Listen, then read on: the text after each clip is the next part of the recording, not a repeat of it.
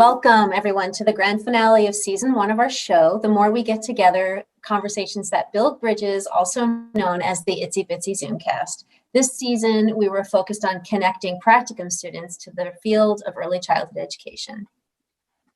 So tonight I want to introduce all of the HCC practicum students, many of whom are with us this evening, and some are not, but they all worked really hard this semester to facilitate and plan every episode of the Itsy Bitsy Zoomcast. And it was wonderful to watch them connect with different factors of our field. So students, when I say your name, if you are with us tonight, just give a little wave so everybody knows who you are.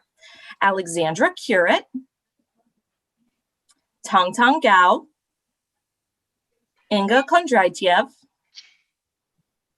Shannon LaChapelle is not with us, but she has rocked it this semester. Samantha LaCroix, Ashley Medina, Harmony Shield is not with us, but also was amazing. Shelby St. Ange, and Laura Toniati. We're so glad you're with us tonight. I'm also excited to introduce one of our guests this evening, Kim Quinlan. Kim is the Director of Early Childhood Education Grant Initiatives at Holyoke Community College. It's really exciting for Liz and I to have invited her back because she was the first guest on Intro to the Wild West, the very first episode of the Itsy Bitsy Zoomcast. So Kim is like a part of our Itsy Bitsy Zoomcast family. And she just brings a wonderful expertise to these conversations. So Kim, we're so glad to have you back with us tonight. Thank you. It's an honor to be here again. I really appreciate it. I've been watching your episodes as they come out, and it's amazing the different things that you've covered and conversations you've had. And I tonight have the distinct honor of introducing our very special guest, the Commissioner from the Department of Early Education and Care in the Commonwealth of Massachusetts, Commissioner Samantha Agner-Treworthy. Would you like to say a few words in greeting as we get started? Absolutely. Thank you so much for having me and allowing me to join this amazing project. And I am so thrilled not only to talk a little bit about the experience about 15 months into this job and let you know what I've learned and what I haven't, but also to really share in the passion you all are bringing to the field and celebrate the learnings you've accomplished and all that you will accomplish as you launch into the next phase of this adventure in early childhood. Thank you. So Ashley Medina, one of the practicum students at Holyoke Community College, is with us here tonight. And Ashley has the first question for the commissioner. Ashley, would you like to ask your question? So when early childhood professionals are new to the field, they may not know what a commissioner does and how it impacts their work. Would you please tell us more about what you do and how it's connected to practicum students and to those new to the field? Absolutely. In full disclosure, I'm not sure what I do every day. So that's the first caveat. No, I think really I want to start with talking about what I do with my experience in the classroom actually, and what I do now impacts what I experience in the classroom and sort of what drove me to policy based on that.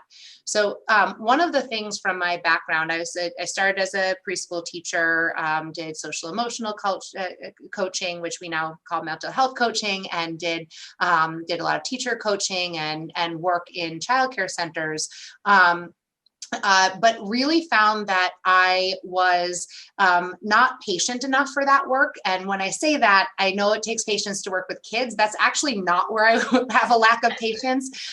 It's with the bureaucratic struggles, right? I was noticing that I was dealing with families with the same challenges over and over again, and recognizing things like working with young teen moms on how to navigate trying to support their children and family with a job and get their GED and taking buses and then experiencing the trials and tribulations of keeping their child in safe, high quality care while they were doing that.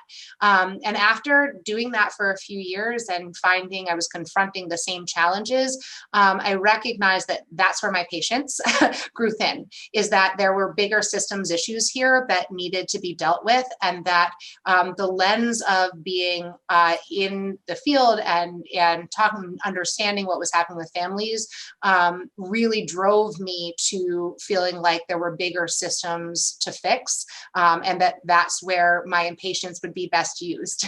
And so I say that because my work every day is actually a lot of problem solving. And it is a lot of trying to identify what are those barriers for what we're trying to have families and children be able to access.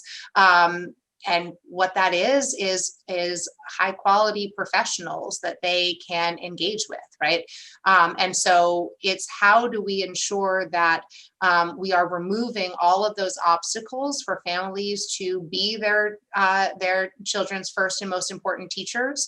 How do we remove those obstacles to keep a highly qualified workforce in the field, sustained, supported, knowing that that means much more than just being trained. That means having opportunities to reflect on your practice regularly and bring that back into an individualized instruction. All of those that my job is a lot of identifying those barriers and trying to remove them so that those in the classroom, those in the programs, those families that need the services have an easier time accessing and sustaining them. So one last bullet point on that is I see, and mostly I say this because as you're all negotiating what your next steps may be or what your future may hold. One of the things that I love about my job is not only what I get to do, but how I get to do it. And the advice I always give when someone says like to me, tell me, how I should achieve my goals or what I should do or how I should take a path. I always say, one of the things to keep in mind is what you actually enjoy doing every day. Agnostic of content. I love early childhood. I get children. It's where my passion is.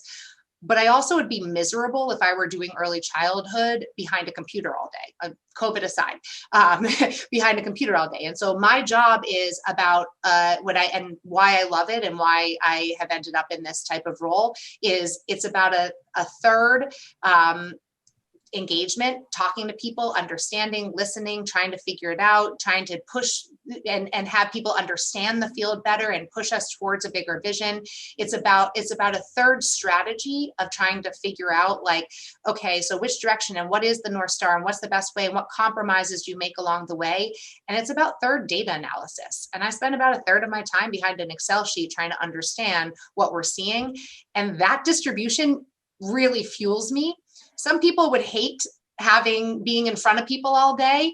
If I only did that, I'd hate it. But I think to think about, as what has fueled me in early childhood is not only the content, but also the ability to speak to that variety of skill sets and fuel that kind in a profession. So I'll leave you with that part too. Thank you so much, Commissioner.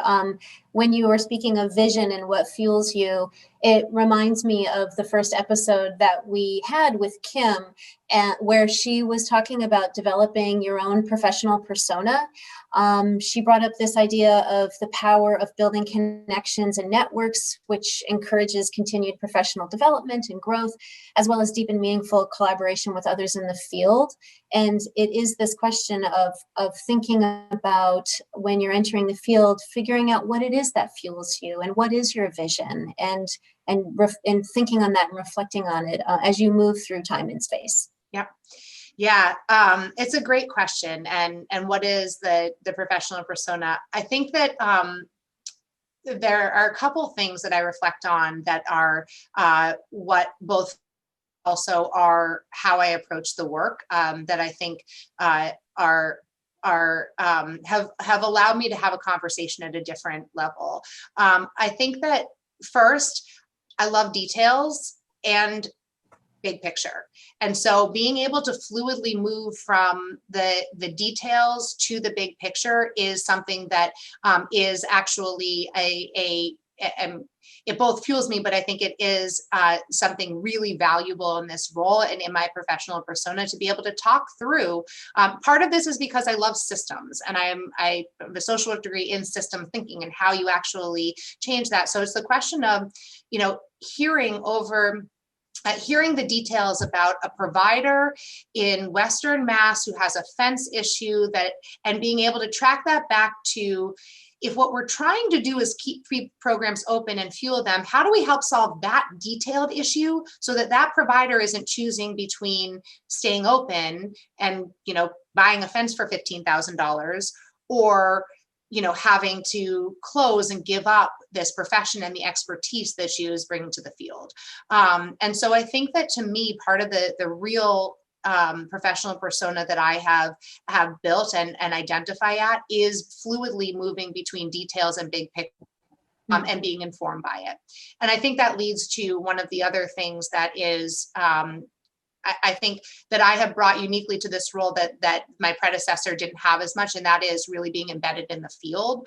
And I have been reminded often when I get too disconnected, like, I need to be listening and in the field and understanding those details in order to build the big picture. And so, to me, informed by listening, asking questions, understanding, bringing ideas, collaboration in that, but with those doing the work, recognizing that we have very different roles. And so I'm not doing the hard work of having to negotiate the child who is, dysregulating and the parent who is upset about something, but I can hear those. And my role is to try to figure out how we make the systems better. And I can't do it if I'm not using the real life experience. But it's also not the teacher's role to figure out how the systems are better. You can't do both, not because you can't, not because you don't have the skill set, but because it's physically too much for one person to take on. So being able to be embedded in that and hear those details, but also play my role, which is then try to fix the larger issues. And finally, what I will say is, my professional persona is certainly, I have a reputation of being tenacious, not giving up. And to me, part of it, I have to remind myself, I like the fight. I like being in bureaucracy because every day is like shoulder in, trying to push it forward on behalf of families. I sometimes have to remember that, like, that one's not worth fighting, like this big one is. And so how do you kind of think about like which way? But I like the maze of it. And it is, to me, I am fine pushing back if I can justify it in that it is about improving the lives of children and families and educators and programs that are serving what I believe to be the most important investment we can make in society. I love what you said about how you found your persona and where it sits now. And being in the field, Liz and I were talking earlier, or it was Kim and I talking earlier about me as a faculty member and how before I started teaching our practicum course, I was starting to feel like, ooh, I'm getting irrelevant, right? Like, I'm not in the field. I'm in this silo on campus teaching my courses. And I think I'm pretty fun and dynamic, but I wasn't in classrooms or family childcares anymore. And once I started teaching our practicum course, I was like, okay. And it changed the way I approached my courses. And then when the grants came onto campus, it was this whole other level of the field that, and I had been a family childcare provider, a preschool teacher in Holyoke, and then I started working with our grant staff from Strong Start and Career Pathways, and I saw all these other lenses, and my teaching has changed. My professional persona is evolving, and so these students that are with us tonight, when they took their first course, Early Childhood Programs, which is now called Intro to Early Childhood, their assignment was to learn about all these different educational theories and philosophies and write their first philosophy statement. So now that they're about to graduate, they are revising it for their professional portfolio. So we're having all these conversations about how professional personas change and evolve, and how do you articulate and how do you reflect on your experiences and put that into writing. At the college, we're really hoping that our students become advocates for children and families, and that they can articulate their beliefs and thoughts in a way that is meaningful and kind, and can make change. So it was just wonderful to hear you share how you found your professional persona and how it evolved as your roles have evolved, because that's going to be the same for them, and that's an assignment that they're going to be working on in the next, just a couple weeks. Yeah, just a couple weeks. And so I just Just one reflection on that, I think, is that if you can bring a sense of empathy with you through all of those, I think it helps build that, because I think that it's not, I don't know everything. I can listen to someone's perspective and try to make sure it's integrated or reflected in the work that we're doing, but it's not about being everything. But I think if you can use those experiences to understand the engagement that others need, or the support that others need, or what the root cause of their challenge is, then I think you can propel your work the impact of your work in tremendous ways. It does. And we're really seeing that in our students and the way they've reacted to the pandemic and the way they've reacted to doing a practicum in a pandemic. When I can't actually go and be there with them, I'm like sending support into the digital oblivion, but they're here and they're doing it, and they're doing this project of the Zoomcast on top of their coursework willingly. And I'm excited that these are people going into the field in Western Mass. I'm happy for the children and families that are going to work with these students. And Laura, speaking of students, it's time for a student to talk. So Laura, can you lead us to the next question? I think you're still muted, Laura. It's okay. Okay, sorry. Thank you, Commissioner, for taking the time to connect with us. Mr. Rogers is quoted as saying, "Often when you think you're at the end of something, you're at the beginning of something else." We're at the end of our time at HEC, but the beginning of our career. My classmate Shelby is here to present our final question to you. Oftentimes, Commissioner, you use the phrase of the North Star when you speak about the direction of the field. We love that. And for a long time, the faculty has been the North Star for myself and all the other students. Now we students will move away from our faculty and transition into the bigger world. Where should we point to, and who is our new guide? Gives me chills. I think this is where the empathy comes in. I think that you have gained tremendous knowledge and experience in this time to be able to understand what it is that helps children grow and develop and thrive as they make that developmental shift from early childhood to, but I think that is the North Star. Right. And what we know about what children need is they need active engagement from other people around them. And so and I will often give this when I'm teaching of like an intro type course of like, children are pre-programmed to want that engagement, right? It's anyone who spent any time with an infant knows that like they look at you and you coo and they coo back and you're like, oh, and they're like, oh, they do that, right? And then the toddler that's like, look, hey, come, mom, right? Like, and then the preschooler is like, look at me, watch me do this, right? Like they're asking for that all the time.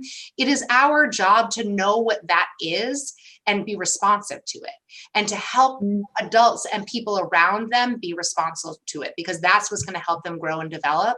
And so that is the North Star to me.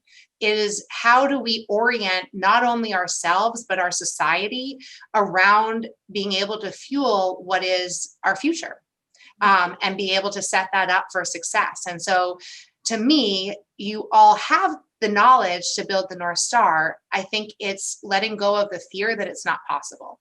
And I think that's one thing that is incredibly important. To keep that North Star, you're going to have to make compromises along the way, but don't let that change where we're headed. Because if we know that that's the North Star, every compromise still keeps in mind what the ultimate goal is. If we start to erode what the ultimate goal is in those compromises, then we are just sacrificing children's future. And so I think that's what I would leave you with, is as you all now have an incredible depth of experience to be able to help inform and drive our investments as a society, our conversations as a society, so we can orient ourselves about being responsive and not getting frustrated when that preschooler asks you 400 times to look at the drawing and you're like, I've seen it 900 times already and I watched you draw it. But you know that the response you need to give is, wow, Tell me about those colors. Why did you choose them, right? And how do you help other adults understand that, as frustrating it is as it is, that our North Star has to be that child's development and feeling worth that conversation, right? And not only that, then also being able to scaffold the language and all of those other things, but that worth is really what's going to drive that relationship, and change the world. That was awesome. That was really lovely. was awesome. Thank you. So, that's just a perfect response, because I do have a student named Harmony Shield, and she's not with us tonight, but I had the students pre-submit some questions and things they wanted to work into tonight. And Harmony was really wondering, like, oh my gosh, I'm going to talk to the commissioner. Like, what advice does she have for me? And that just answered it so perfectly, and I'm just so thankful that you're here, and I'm thinking about these students entering the field or new to the field, and they will be the torchbearers that bring us through the pandemic and to the other side. They're entering the field at such a unique time, where they were doing observation hours before the pandemic, and then here they are in their practicum in a pandemic. So they're going to have such a different lens. And I'm just wondering, do you have any final words of wisdom for them as they help carry our field past this? They have such a unique entrance into the field. Well, and I think this perspective that you're all bringing is vital, and you are in a unique vantage point to be able to bring that, because I say all the time now is like, I can't imagine being in the classroom with everything I learned and being asked to pivot and change so quickly, and understanding that there's an opportunity in that, not just a challenge. And I think that you all are living through that right now and seeing opportunities and learning opportunities. And I think that as you think about the next phases, bringing that with you. What brought you joy during this time that we're going to continue to have to foster and find opportunities for, but also what did you learn that is pushing you to think differently and try things creatively? And I said, like, it can feel right now in a crisis in the pandemic, and I sympathize and ponder, and keeps me awake at night, of like, how do you help people get over their own anxiety to help think about how you use this as an opportunity to learn, and try new things, because kids feed off of what we give them, right? So if we're giving them, this is horrible and anxious and everything's horrible, that's what they're going to get back to us. But if we can say, you know what? Yeah, we got to stay apart a little bit, but let's try it differently. Let's try doing circle time with our arms out. Let's try, let's do what we got to do. And if we can bring that level of joy, what brings us joy, but bring that to children, and find this as an opportunity to try new things and do it differently, and see if we can get, see if it makes a difference, right? I mean, these are the things you don't know until you try. And you all have had an experience that is unique to any other professional in the field, because we've never lived through this before. I haven't anyway. That I think has given you an opportunity to think about how you can help others find creativity in the midst of challenge, and use that as a way to again just propel us forward to the bigger vision and the bigger possibility. And I think that, as I would never, ever wish anyone to become a commissioner 5 months before a pandemic hit, and then try to change everything you knew about anything. But I do think that what is going to that there is a profound moment in time here where we're being asked to do things differently quickly, and give up the fear of like, well, what if it doesn't work? Well, we're going to try and see.